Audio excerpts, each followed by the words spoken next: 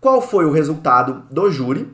Eu fiz minhas teses, tá? Vocês vão ver aqui agora. O resultado foi a condenação do indígena. E ele foi condenado, e eu não imaginava, porque eu achava que o pessoal gostava do indígena e no fundo eles não gostam do indígena. Problemas durante esse júri. A mãe do réu, quando foi dar o depoimento dela, eu pedi um tradutor juramentado para comparecer no tribunal do júri, porque a moça só falava a linguagem ofaié.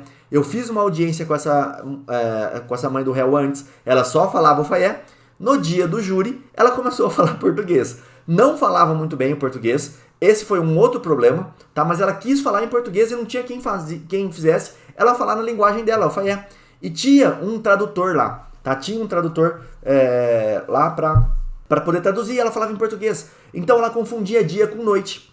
Ela confundia, ela não sabia falar se estava dia, se estava noite, se foi dentro ou fora da casa, muito por conta da língua. Deu para perceber isso, mas eu não tinha como fazer ela falar em ofaié se ela não quisesse falar em ofaié, não tinha como obrigar isso. Então a minha principal testemunha ali caiu por terra, porque ela pareceu uma pessoa louca no plenário. Ela não conseguia concatenar as ideias dela, muito porque ela não falava a língua portuguesa. E como eu falei para vocês, o índio ele repete o final da frase. Só que eu não tinha essas manhas ainda naquele momento. Então quando o promotor, induzindo a pergunta, falava pra ela, foi à noite, né? Ela falava assim, à noite.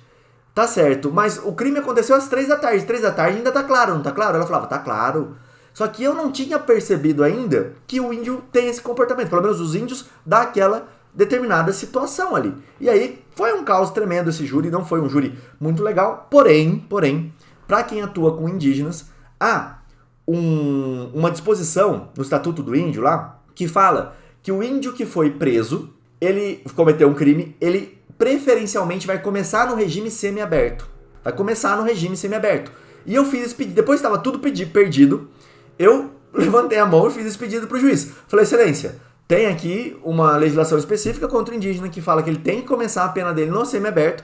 Então, por mais que ele leve uma pena alta, eu quero pedir que seja aplicado para ele essa condição de indígena, de começar no semiaberto e conseguir isso. Então foi basicamente uma vitória dentro do processo que já estava praticamente perdido, tá?